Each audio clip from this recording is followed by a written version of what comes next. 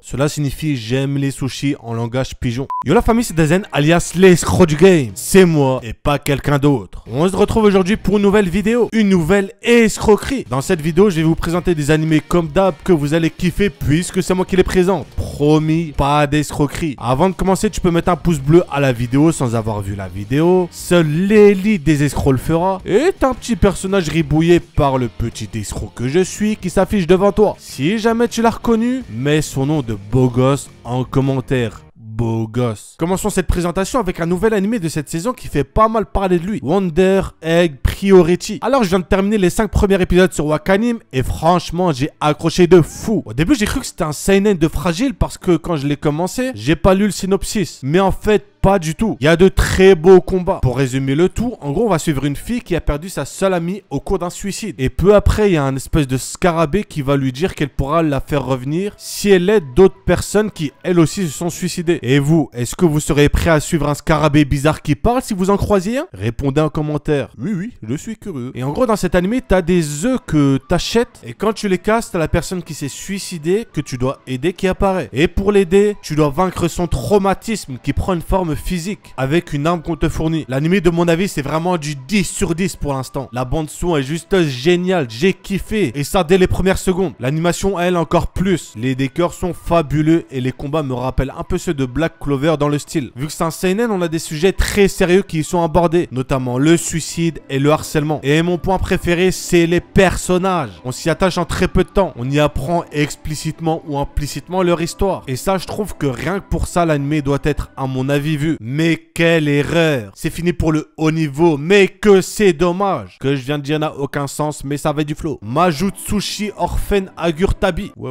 On a ici une histoire qui se déroule dans un continent où vivent toutes sortes de créatures, comme des nains, des dragons, humains et sorciers. Et nous, on va suivre un sorcier. Donc à noter que les sorciers sont nés d'un lien entre les dragons et les humains. Ne posez pas de questions, il n'y aura pas de réponse. Donc le sorcier qu'on va suivre, c'est un sorcier avec un potentiel de fou malade. Mais après un fameux incident, il quitte tout pour sauver l'une de ses disciples. J'ai très bien aimé le héros qui a du flow et de la badassitude. Et c'est ce qu'on aime chez un personnage. C'est un remake et l'animé s'en sort plutôt bien. L'animation est loin d'être exceptionnelle, surtout pour un animé de 2020, faut dire les termes. Mais il y a de la magie, des dragons, des sorciers et du flow. Ouais, ça me suffit pour me faire kiffer un animé. Il y a 13 épisodes et tu peux le retrouver sur Wakanim. D'ailleurs, rien à voir avec la vidéo, mais vous êtes plus de 88 000 personnes à être abonnés à ma chaîne et je vous en remercie énormément. Mais je me dis que parmi ces 88 000 personnes, statistiquement, il y en a bien au moins une qui a déjà mangé un sushi au Nutella. Que celui ou ceux qui ont déjà fait ça se dénoncent en commentaire. Tout de suite. Peter Grill to Kenja no Jikan, qui est un animé déjà à ne pas voir si vous avez moins de 16 ans. Petit conseil des familles. Et qui nous parle d'un gars super connu dans le monde entier. Et ce ref, il est considéré comme le guerrier le plus fort du monde. Et d'un coup, il y a 12 meufs qui arrivent pour se battre pour lui. Bon, je vais pas trop détailler, sinon ma vidéo va disparaître comme l'intelligence de Daisen depuis qu'il a un manque de sushi. Oui, je viens de m'auto-clasher. Mais t'as capté que ça va être un harem avec beaucoup de ecchi et tout ce qui va avec. D'abord au niveau du scénario, je pense que t'es pas bête. T'attends pas un truc de ouf. Tu connais ce genre d'animé. Mais il y a pas mal de comédie et en plus l'animé est animé. Oui, cela ne veut absolument rien dire. C'est vraiment un animé incroyable quand t'aimes bien les trucs sans queue ni tête. Si tu veux un truc avec une bonne histoire, passe à l'animé suivant mon ref. Si tu veux un truc qui n'a aucun sens mais cool à voir, va regarder cet animé beau gosse. Continuons avec Evil X Love. Animé par Mappa s'occupant notamment de Jujutsu Kaisen et de Shingeki no Kyojin. Pour moi, Mappa est le deuxième meilleur studio d'animation après Ufotable. Donc rien que pour ça, je ne peux que vous conseiller d'aller voir cet animé. L'animé est adapté d'un jeu et au niveau de l'histoire, il m'a un peu rappelé le délire des chanteurs de K-pop et tout ce qui va avec. On a une fille qui va grosso modo hériter de la société de son père, qui est une société productrice d'un programme populaire.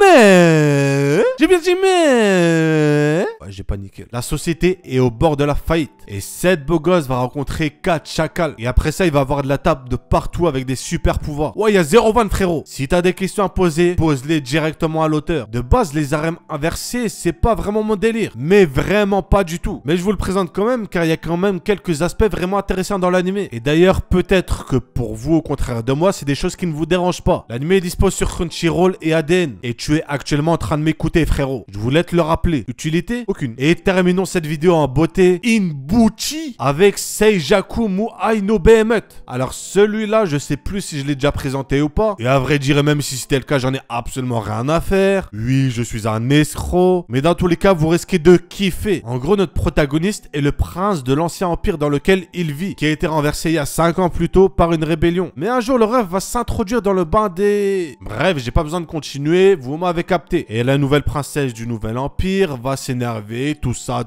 tu connais les bails. Et du coup, elle va le défier en duel. Et j'ai vraiment l'impression de connaître minimum 300 animés qui commencent comme ça. Bref, et notre héros a un titre qui est le plus faible invaincu. Et en fait, il a ce titre car il fait durer les combats jusqu'à ce que son adversaire en ait marre. Ouais, c'est un révolutionnaire le gars. Et après, il va entrer dans l'académie de l'Empire, tout ça.